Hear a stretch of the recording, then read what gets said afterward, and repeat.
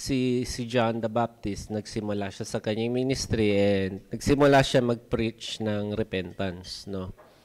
And kinamand niya yung mga tao na mag-repent, no? So baguhin yung kanilang kaisipan, no? So ang goal ng ni John the Baptist was to prepare yung mga tao sa pagdating ni Jesus. Okay. So yung kanyang baptism ay hindi siya yung actual na baptism na binibigay, kundi yung ministry niya is preparatory work, no? So sa paghahanda sa mga tao. Yung mga tao na nagpapabaptize sa kanya ay yun yung ginagawa nila yon, ina-admit nila na kailangan nilang cleansing. So yung kanilang pag-i-immerse sa tubig, hindi yun yung actual na cleansing na nangyayari, no? So yun ay sinasabi na ako ay kailangan kong ma-cleanse, no? So yun yung kanilang ginagawa. Ngayon, magkano ba? Wait lang. Ayan. So, eto yung topic. Pag sinabing bear fruit, yan yung topic ngayon eh. Yan yung kanyang sinasabi. Ang ibig sabihin yan is evidence, no? Provide evidence. Dahil sa korte, pagka nag-akusa ka, di ba, kailangan mong magpresenta ng mga ebidensya para masabi mo na yung sinasabi ay totoo. So, yun yung hinahanap ni John the Baptist ngayon. And he was talking about yung mga practical things na, no? Yung isang maganda sa kaya lagi tayo at the end of the sermon, meron tayong tinatawag na exhortation, no? So, pagka sinabi mong exposition, in-explain niya yung text. Pag sinabi mong exhortation, ang ibig sabihin nun is guide to practical living. Ibig sabihin, yung theology, paano mo siya ipapractice. So, syempre, sa ganitong pamamaraan, ito kung paano siya magiging parte ng ating buhay, no?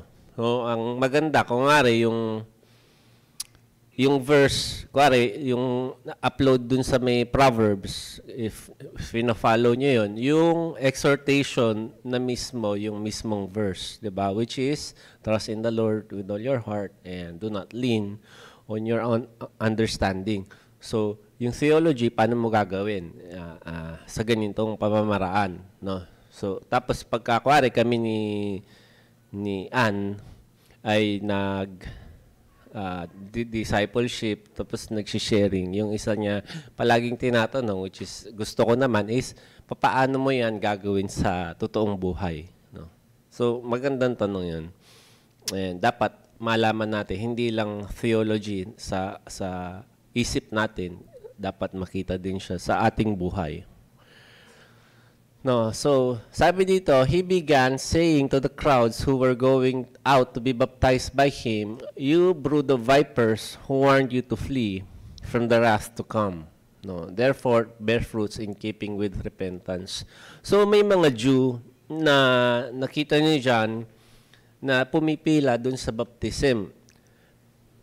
I don't know kung paano na nakita yung heart nila. So, syempre, pagka kuwari, yung mga tao na magpapabaptize, no?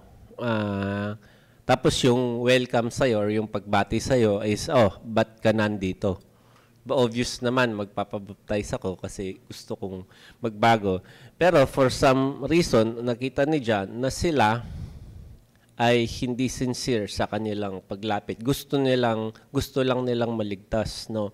Parang yung kuwari, sa gubat, merong apoy, no? Makikita mo yung mga hayop or yung mga ahas is tumatakas, no? So kahit tumatakas sila sa apoy, ahas pa rin sila. So mga hayop pa din. So yun yung nakita ni John, no? Kasi nalaman nila na yung judgment ni God paparating na and gusto nilang matakasan. So yun yung sinabi nila. Kasi itong mga tao na to ay malaki yung kanilang tiwala sa mga rites tsaka sa mga rituals, no? sa Catholic, meron silang tinatawag na sacraments. Hindi ko alam, I think 7 yata. Tapos pag nakompleto mo yung sacraments na yon, okay ka na, 'di ba? Sa sakramento ng So tayo dito sa The Truth, hindi natin pinagkakatiwalaan yung mga ritual. Pero importante sa atin yung mga ritual. For example, kuwari ikaw ay nagrepent. So sa atin, importante kang mabaptize dun sa tubig, no? Pero pagka nabaptize ka, wala talagang ibig sabihin yon, not unless patunayan ng buhay mo. Gets niyo? So importante siya, pero wala siyang bearing. No, kontra ko yung sinasabi ko, no? Kumbaga, wag nating pahalagahan yung mga rites tsaka yung mga rituals. So sila, ganun sila magpahalaga na sa tingin nila pagka sila ay nabaptized, maliligtas na sila. No? Parang yung mga tao, pag tinanggap ko si Jesus, maliligtas ako. Pero yung pagtanggap nila is professing lang. No? Ang problema sa mga professors, yung kanilang buhay ay hindi nagmamatch, hindi sumaswak. So nakita niya, tapos nirebuke niya. Sabi ngayon, mga ahas, bakit kayo naparito? Sino ang nagsabi sa inyo na takasan ang paparating na paghukom ng Diyos? And then sabi niya, bear fruits in keeping with repentance, and do not begin to say to yourselves, we have Abraham for our father. For I say to you that from these stones God is able to raise up children to Abraham. No? So, yung mga Jew ay malaki yung kanilang kumpiyansa sa merits ni Abraham. Okay? So sabi nila, ama namin si Abraham, si Isaac, tapos si Jacob. Tapos yung nakuha nila na merits ay napapasa amin din. Bakit? Kasi ano yung pinagmamalaki nila? We are children of Abraham. No? So, na-discuss yan ni... namali ako ng slide. Na-discuss yan ni Paul. Sabing ganyan sa Romans, that is, it is not the children of the flesh who are children of God, but the children of the promises are regarded as descendants. No? So, ang problema, sila ay natural descent. Kumbaga, anak talaga ni Abraham sa flesh. Pero yung spirit or yung faith ni Abraham, wala sila. No? Kumbaga, ano bang meron sa faith ni Abraham? Pag nakita natin, si Abraham ay nagtiwala sa Diyos. Okay? So, yung kanyang spiritual descendant, ganun din. No? Pag sinabi mong father ay, kumbaga, in the likeness of. No? So, kuwari, ito yung faith ni Abraham, yung faith dapat ng lahat ng tao ay katulad or in the likeness of yung kay Abraham. That's why si Peter ay ino-oppose niya yung will ni God kung saan na si Jesus ay pinipigilan niyang mapunta sa cross. Diba? Anong sinabi? Get behind me, Satan. No? So, tapos nung nagsinungaling, you are of your father, the devil, because he is a liar. Ikaw, nagsisinungaling ka. No? So, sa atin, ewan ko kung saan nanggaling yung doktrina na yun, meron kaming staff. Christian ako, tapos parang by birth. Sabi ko, paano yun? Sabi niya, kasi yung aking parents ay Christian. And then, nung pinanganak ako ay binaptize sa Christianity. No? So, ang problem doon is, hindi mo mai-inherit yung faith ng parents mo or yung kanilang merits like yung ginagawa ng mga Israelites na kiniklaim nila yung merits ni Abraham. That's why kahit anong gawin nila, kaya nilang i-justify yung sarili nila. Nabubuhay sila in lawlessness, kaya nga galit si God sa kanila. Diba? Gagalit si God sa kanila Tapos sila naman, wala silang pakialam kasi sinasabi nila, anak ko ni Abraham, lahat ng merits niya ay i-inherit ko. No? So meron silang maling theology. Just like yung Christian yung parents ko, therefore. Actually, naisip ko na yan dati, di ba? Ministro yung aking parents. Sabi ko gano'n. Yung merits niya, or yung ibang blessing niya. Nung alam kong hindi ako matuwid sa harap ng Panginoon. So, nang-aagaw ako ng righteousness ng ibang tao. So, ganun ginagawa nila. And yun nga, ikaw lang naman talaga ang pwedeng mag-repent sa'yo, sa sarili mo. No? Kaya, syempre tayo, yung ating baptism is, pagka may aware na yung tao. No? Ako, hindi naman clear kasi yung Bible dito, pero ako, ang belief ko is, pag wala pang self-consciousness yung isang tao, siya ay ligtas according sa mercy ni God. No? Pero siya pagka responsible niya na siya sa kanyang mga actions, sa kanyang sin, accountable na siya kay God. No? So, yun yung sa tingin ko, yung mga mentally challenged people ay may mga Christian na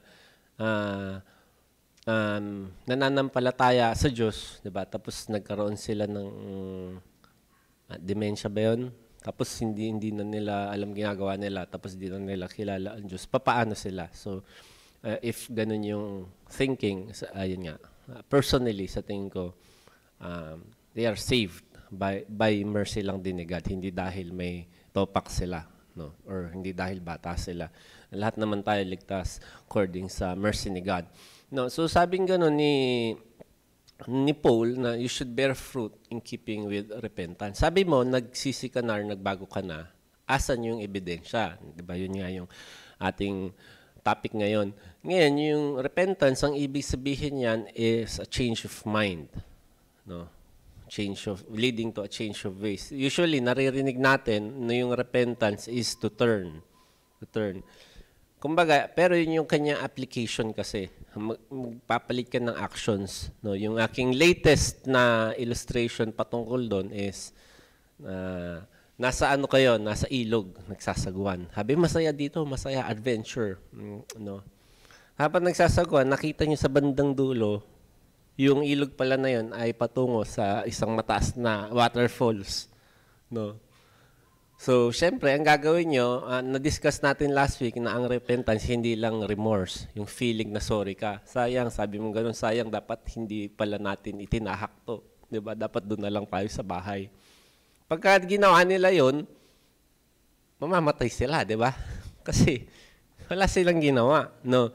So, hindi lang remorse, kundi pagbabago ng isip. Ang una nilang isipin, sumagwan tayo sa patungo kaligtasan, sa safety. So, hindi lang din nila iisipin. Literal nilang gagawin sa kanilang buhay. Di ba? Talagang mag-e-effort sila papuntang kaligtasan. So, ganun din sa Christianity. No, hindi ka lang sorry sa iyong kasalanan, which is part ng repentance. Hindi mo lang babaguhin yung kaisipan mo na, kuwari si Paul, yung pagkainggit ay kasalanan pala, akala ko okay lang. No, so kuwari, meron sa atin mahilig di ba? Ginagawang hobby ang chismisan, no. Tapos malaman mo ay bawal pala 'yun. No, bawal kang makimedel sa buhay ng ibang tao, bawal kang mag-backbite. Tapos nakakalimutan ko palagi yung pag sinisiraan mo 'yung tao, ano tawag doon? Slander. Pero iba yung nasa isip kong word. Ano yung synonym ng slander? Basta, paninira ng tao. Lagi ko nakakalimutan yung word. Bawal pala yun, di ba? Alam nyo, pag inisip nyo, sobrang effective niya eh. Kuwari, hindi nyo kilala yung, kuwari, yung nakapula. Hindi natin kilala. Dalawa sila. Alam mo yung tao na yan, ganito yan eh, di ba? Hindi mo pa siya nami-meet, gano'n na yung thinking mo sa kanya, di ba? Ibig sabihin, yung tao na yun, sinira ka, hindi mo alam. So, yung thinking, naiiba yung thinking eh. No? So, yung pag-slander is a sin. Dati hindi mo alam. Akala mo, isang magandang hobby lang yung chismisan. So, nung nalaman mo, anong gagawin mo? Iipihin mo yung kaisipan. Tapos, pagpe-pray mo na yung hellfire sa dila mo ay patayin ng Diyos. So, yun. So, pagbabago ng buhay, no? And yung pinaka-application, syempre, is love. Yung pinaka-basic fruit ng repentance is love, diba? The fruit of the Spirit is love, joy, peace. Sabi dito, if I speak with tongues of men and of angels, but do not have love, I have become noisy gong, or clanging cymbal. If I have the gift of prophecy and know all the mysteries and all knowledge, and if I have all faith as to move mountains but do not have love, I am nothing. If I give all my possession to feed the poor, if I surrender my body to be burned but do not have love, it profits me nothing. No. So mamaya makikita natin yung exhortation ni John the Baptist sa kanila, no. Parang it's to love others, love God, syempre, and to love others. No? So magbabasa tayong quote. In summary, look so repentance as a change of perspective that transforms a person's thinking and approach to life. Nung dating thinking nung hindi pa ako nag-aaral ng Bible, ang alam ko sa ibig sabihin ng repentance is to be sorry sa sins mo, no? So basically, tuwing magkakasala, 'di ba, sinasabi I repent, ganyan. It's just to feel sorry, pero hindi nag-change ng behavior, no? So repentance is a change of thinking, tapos maglilid siya sa change ng action. Okay? Bear fruits in keeping with repentance. And then sabi dito, indeed, the axe is already laid at the root of the trees. So every tree that does not bear good fruit is cut down and thrown into the fire. No? So pagka meron mga ubasan or mga vineyard na yung mga figs, tapos yung isang tree, hindi. Pinuputol siya, tapos sinusunog.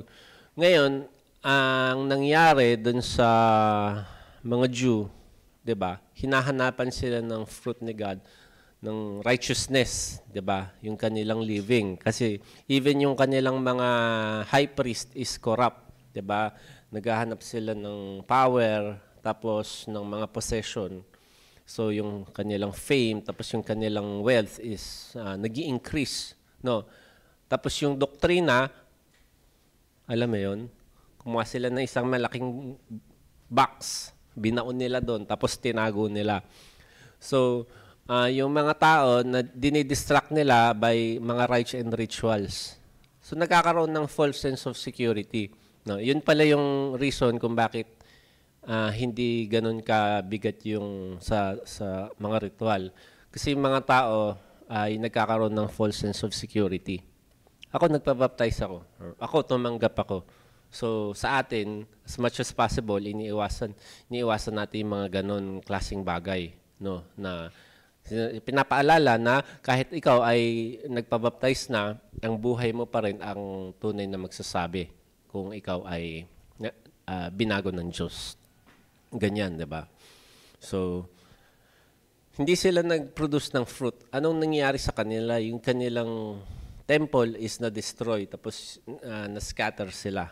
Yun ang nangyari. Dumating na ang judgment ni God, no? So sa atin, meron din tayong ganong thinking na okay lang magkasala, magre-repent na lang ako later kasi yung judgment ni God matagal pa naman. So hindi natin alam na andun dapat yung sense of urgency, no? Yung long suffering ni God is long, pero may hangganan yan, no? So yun yung iwasan natin, na yung mercy ni God, yung in the opportunity na tayo ay magbago is may timeline lamang, no? Pagka hindi, pagka Christian ka tapos dumating 'yan, wag mong i-treat na ikaw ay unbeliever.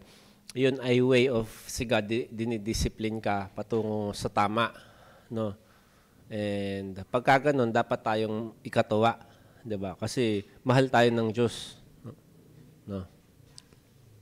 So ito yung kanyang specific na mga sagot. The crowds were questioning him saying, "Then what shall we do?" And he would answer and say to them, "The man who has 2 tunics is to share with him who has none. And he who has food is to do likewise."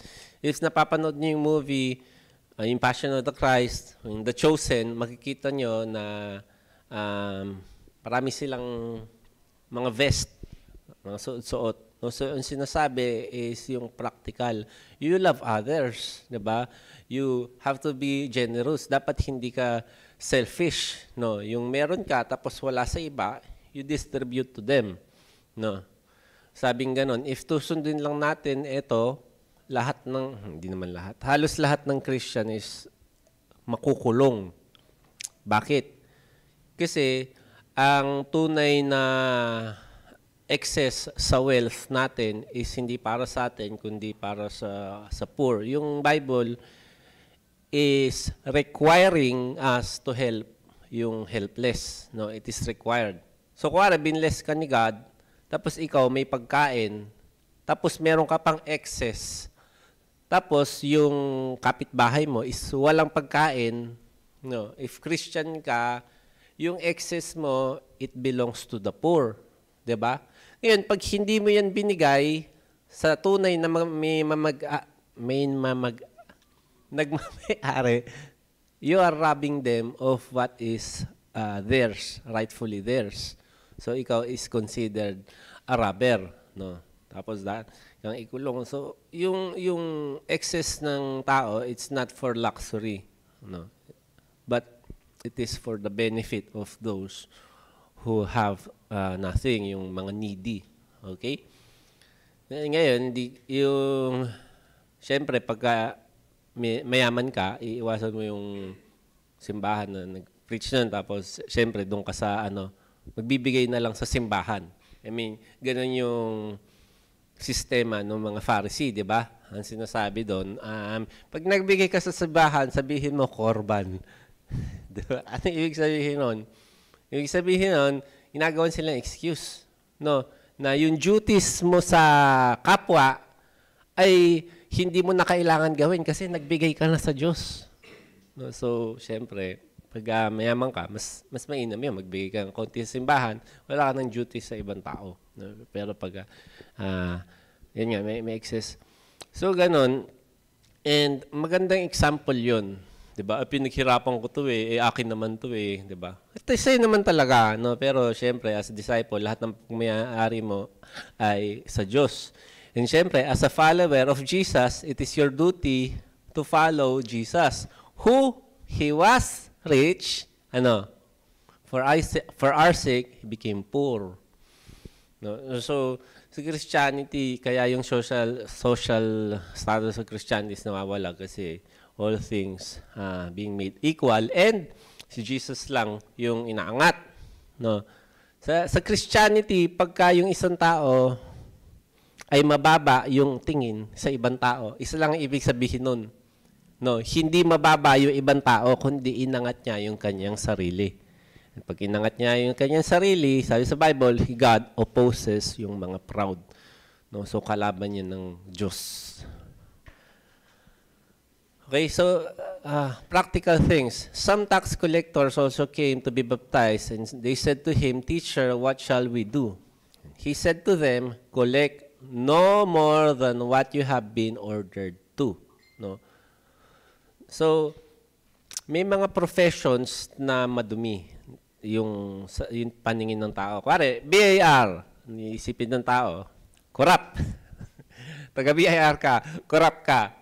Period. Hindi ganoon mag-isip si John the Baptist, no?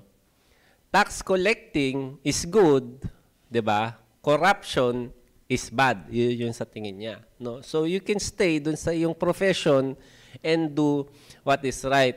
Kasi what they were doing is may bidding 'yan. Sinong sa area na to, sinong makakapag-kolekta ng tax, no? So, kunwari, ang tax nila is, kunwari, 1,000. So, magbibid yung mga tax collector. Ako, 1,500.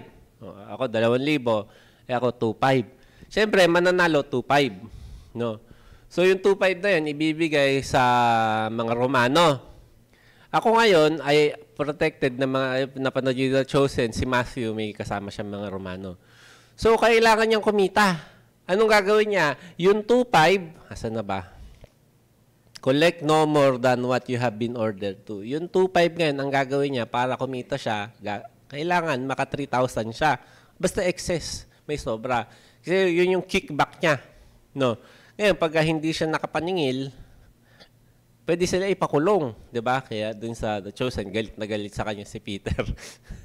Kaya nung na-convert si Matthew, bakit andito 'yan, no? Kulang na sabihin niya, "You brood of viper." Ginigipit sila, no? Pag hindi sila nagbayad, kukulong sila. So ganun yung sistema. And sinabi, kahit tax collector ka, huwag ka mag-resign. Pero gawin mo yung tama, no? May mga tao dito, ito yung isang issue na dati pa, yung mga tao is hindi nakakapag-ministry.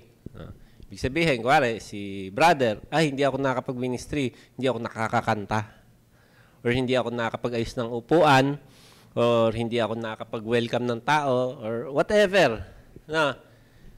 Actually, ang ministry natin, una-una is sa ating pamilya, sa bahay. No? So, kuwari, magaling ako ministro dito, tapos sa aming bahay, hindi.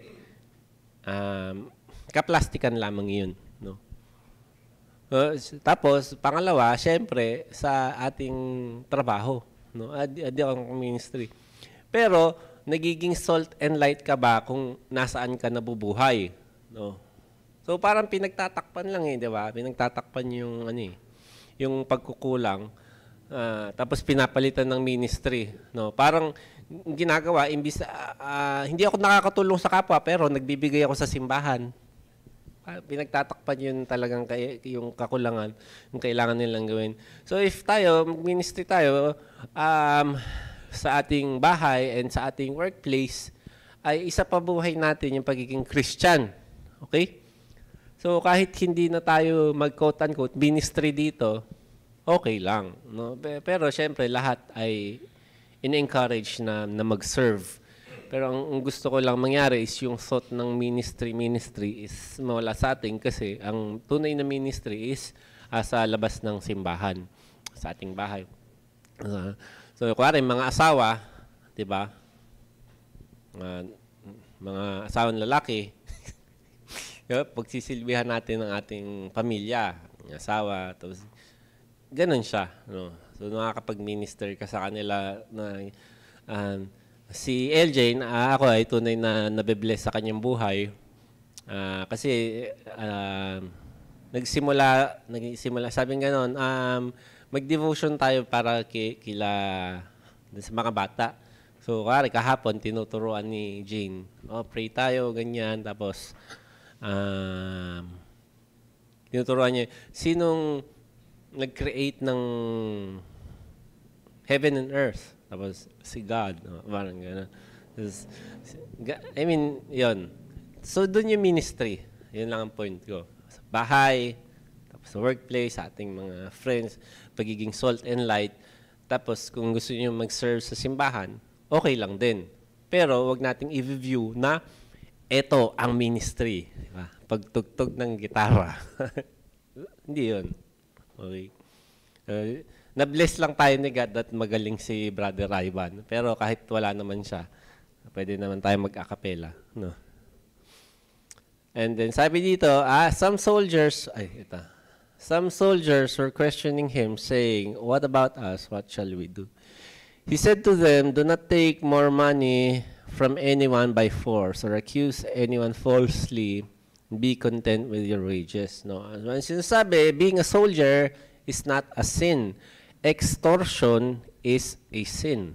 No? So, pwede kang maging sundalo. Hindi naman yan masama, hindi naman kasalanan. Pero, kasi ang sahod ng mga sundalo nung araw is mababa lang.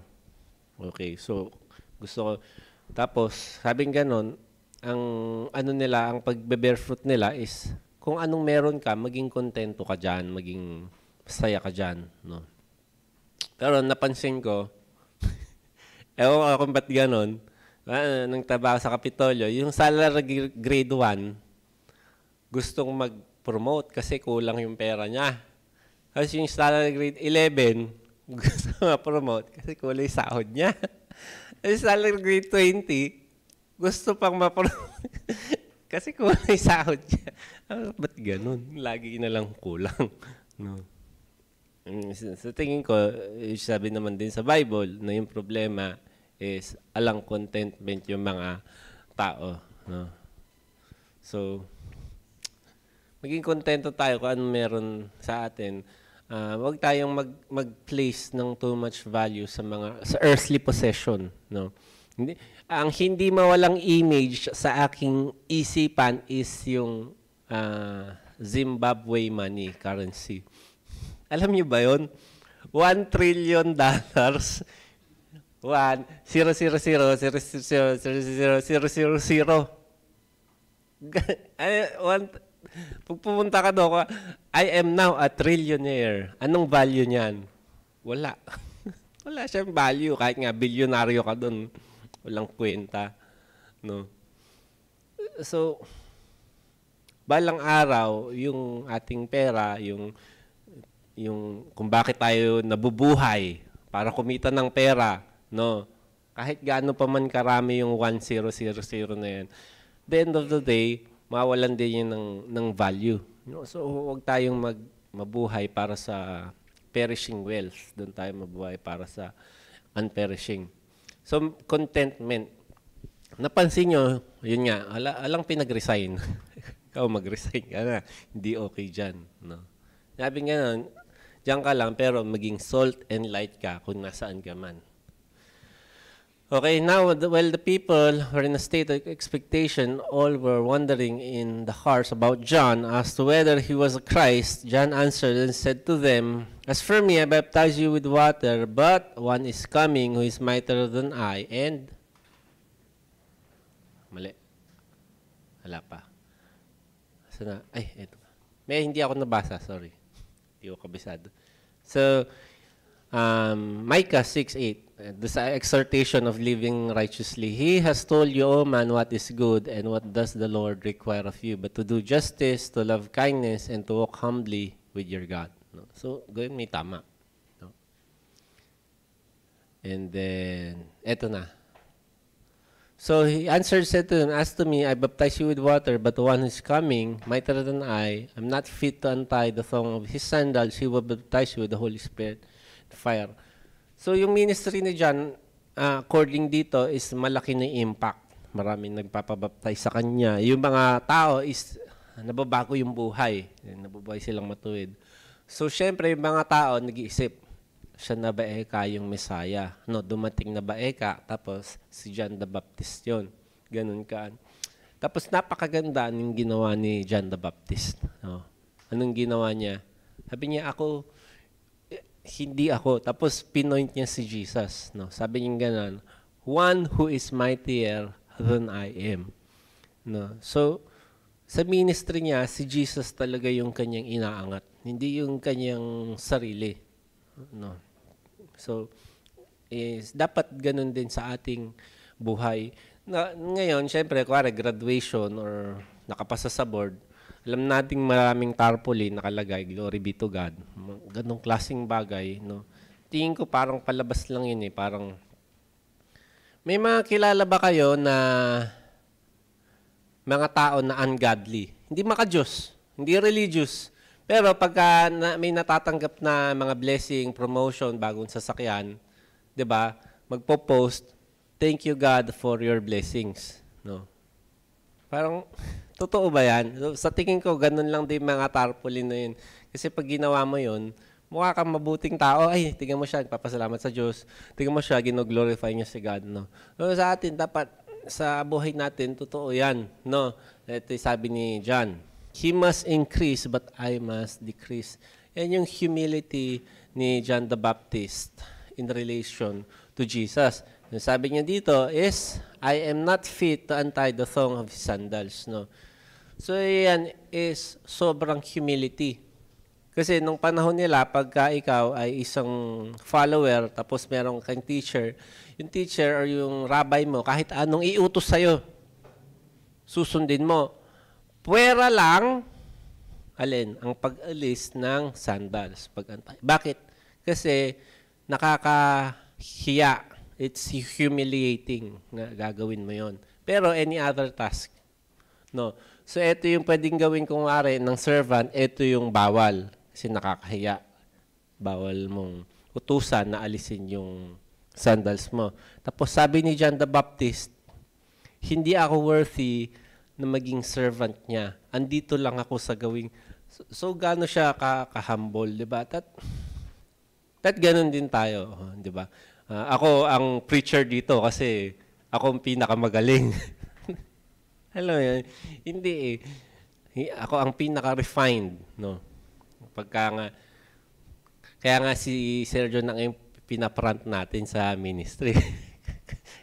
Kasi siya ang pinaka-refined, no? Alam mo yun, siguro, pag may ako lagi ang babawalin. Bawal yan. Example lang mga pasaway. Okay dito sa simbahan, kahit papabuhok mo, tapos, tingnan mo nga, yung ministro ka nila, palusot. Anyway, so, ang maganda sa mga servants ni God, hindi, alam niyo, napapanood niyo sa YouTube, yung mamahalin yung damit, tapos napakaganda ng gupit, gano'n. No? So, kadalasan, hindi gano'n ang pinapadala ni God. Si John the Baptist, sa wilderness, kumakain siya ng grasshopper and honey, wild honey, tapos yung suot niya, camel. Tapos yung kanyang pananalita ay hindi gano'n ka-eloquent, di ba? Which is, napatunayan niya kanina, you brood of vipers. Hindi, welcome mga brothers and sisters. So, hindi ganun. And, minsan ganun tayo sa ministry, kuwari mag-share. Tapos merong masamang tao. Ikaw, ginajudge mo na siya wag na yan, sharean. Sayang lang oras. Hindi naman yan, tatanggap. Pero sa aking experience, yun pa yung receptive sa pag-share ng good news ng gospel. Siguro, pag sinabi mo, mga makasalanan, yan ang tinatawag ng Diyos. Alam nila, ako yun. Pero yung ibang mabubuti, siguro siya yun, di ba? So, ganun ang nangyayari. Okay? So, baptism of Holy Spirit and fire. And then, so yung Holy Spirit ay pinramis dito sa New Testament. Pinramis yan ni Jesus. Tapos, di ba? Ayaw nilang umalis si Jesus. Sabi ni Jesus, if I do not go, yung Holy Spirit, yung helper will not come. Holy Spirit, ministry niya is to enlighten people, and to guide them into all truths, to cleanse them. No? So pagka isang tao under ng influence ng Holy Spirit, being guided by Him and strengthened by Him, yung tao is walking in the ways of the Lord. No? Siyempre, that comes by, hindi lang Holy Spirit, pati yung Word ni God. Yun ang nangyayari. And yung fire na to is, dalawa yung interpretation dyan. Okay? Yung isang interpretation is cleansing. Diba? Sabi sa Old Testament is like a refiner's fire, which is purify things. Parang yung gold or yung silver, lulusawin mo siya, yung impurities, maalis. So, nare-refine, mas lumilinis. Ngayon, yung pangalawang view ng mga tao ay judgment ni God. Sabi nga nun, kung hindi ka nabaptize ng Holy Spirit, you will be baptized with yung judgment ni God, which is yung unquenchable fire dun sa hell. Okay? Tapos, pag etong text na to, ang sinunod natin, yung pangalawang view, yung masusunod, kasi yung next na phrase, okay, it's talking about yung division ng wheat tsaka ng chaff. Paghihiwalayin sila, ito is maliligtas, ito is i-judge. No? So sa akin, ang view ko dyan is hindi siya either or. Yung first ba or yung second. Ang view ko dyan is, and also. Ibig sabihin, it's talking about judgment and also yung sanctifying work ng Holy Spirit. No? So sabi dito, his winnowing fork is in his hand and thoroughly his threshing floor, and to gather the wheat in his barn, but he will burn up the chaff with unquenchable fire. So yan, ang nangyayari is, diba may picture tayo, si Satan may winnowing fork. No? Tapos may idea din tayo na si Satan yung nagdadala ng tao sa impyerno, whereas ang totoo, si Jesus yung may winnowing fork, tapos siya and yung kanyang angels yung nagsisend ng tao din sa hell to judge them. So, ang nangyayari is merong open field, tapos andun yun. Ang gagawin nila, yung fork na yon is scoop nila dun sa wheat tsaka sa chaff. Tapos ihahagis nila sa ere. Diba? So, syempre, yung wheat, yung may seed, babagsak. Tapos yung chaff, yung ipa, ay lilipa rin ng hangin. So, ginagawa yan to separate. No? Yung meron, tapos yung wala. And then, ang sinasabi dito is yung Israelites gagather daw, i-separate ni God. No? Yung mga tunay na nananampalataya sa Kanya, tapos yung hindi ay susunugin. Makikita natin yan sa example ng dalawang disciple ni Jesus, which is si Peter and si Judas. No? Peter was yung wheat, and then si Judas was yung chaff. No?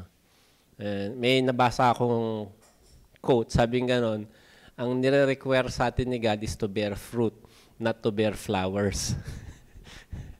Alam yung mukhang Christian, magandang manamit, Christian manalita, pero yung buhay ay hindi maayos. No? So, yun yung importante. Hindi ko naman parang,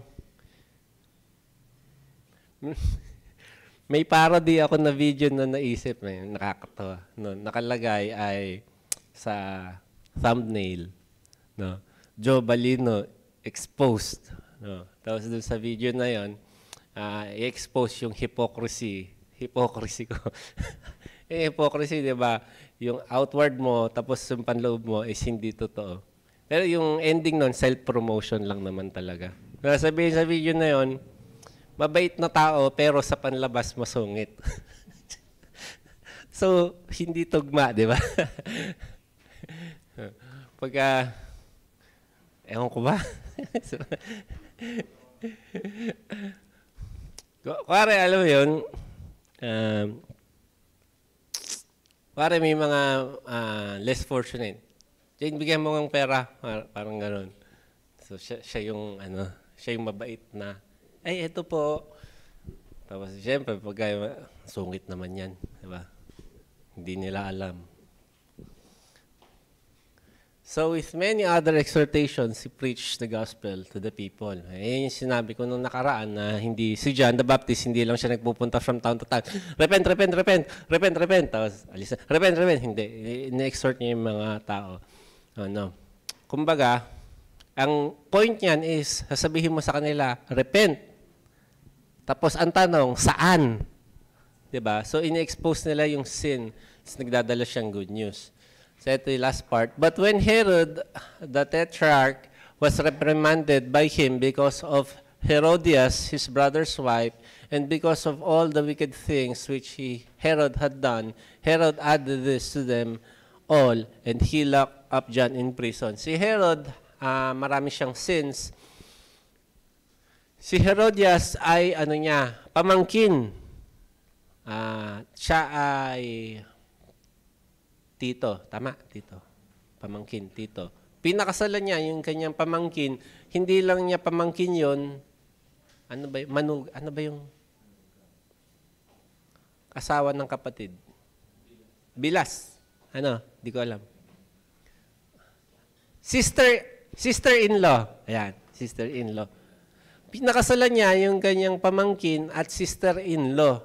No. So, siya ay nag-commit ng incest kasi kapamilya niya yun. And then, siya ay nag-commit ng adultery pa.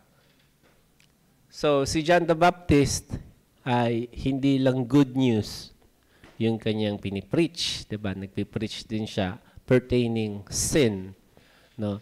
So, yun yung idea of preaching sin, di ba? Ay, ikaw, mali yan. Repent. No? Kasi yung iba tao, for the sake of peace, hindi sila nagsishare ng about sin. Kuwari, isang tao is manginginom. Di ba? Okay lang yan, tanggap ka ni God. Repent. Saan? Sa aking kabutihan. Di ba? For example, bakla or kung ano man. So, yung mga awkward na ganun, well, John the Baptist was bold. He would expose sin and command people to repent. Makikita natin on exposing sin and commanding people to repent, nakita na natin yung kanyang humility. Hindi siya proud. No, ikaw kasi makasalanan ka eh. Tamo ko, matuwid. Hindi siya ganun. No, yung pag-rebuke niya sa sin is nasa tama, nasa ayon. No, hindi niya inaangat yung kanyang sarili. Kasi minsan ang hirap pag kami nagko-correct na ganun, 'di ba? Yung nararamdaman ng tao, ikaw naman lagi tama eh. Ako naman lagi ngayon. So sa humility ni John the Baptist, hindi ganun ang situation. No, nakita natin kanyang humility tapos yung kanyang boldness at the same time about rebuking sin, sinasabi na tayo ay mabuhay ng matuwid sa harap ng Diyos. No? So, ang ating exhortation is bear fruits of righteousness. Papaano yan? So, kuwari, ako si John the Baptist, tapos may estudyante na lumapit sa akin. Anong gagawin ko, brother? Sabihin ko, huwag kang mangopya. Ganun lang kasimple, di ba? Sa opisina, huwag kang magnakaw. I mean, kuwari sa bahay niyo, di ba? Sumunod ka sa iyong magulang. Ganun. Ano pa ba? Yun, sa iyong pamumuhay, di ba? Huwag kang manili, huwag kang magsinungaling. Patunayan mo na ikaw ay tumalikod sa iyong kasalanan. No? So, yun ang ating exhortation. We should dapat sa buhay natin makita yung righteousness. Siyempre, na-inherit natin yung righteousness ni Jesus. No? Pero, makita din siya in practicality sa ating buhay. No? So, yun. I exhort everyone na kung ano man ang kailangan nating itama natin. Kung anong kailangan nating tuwid natin. No? Sabi nga nung previous preaching, yung mga matataas ay bababa at yung mga mababa tutuwid. Yung mga bali-balikong daan, kailangan siyang madiretso, no? Para sa paparating ni Jesus. So, ganun dapat yung buhay natin, matuwid sa harap ng Panginoon. Amen? Okay, let's pray. Lord, salamat po sa inyong word. Pray God na maitanim ito sa aming puso at lumago at mamunga sa aming buhay. Ito pong aming dalangin sa pangalan ni Jesus. Amen.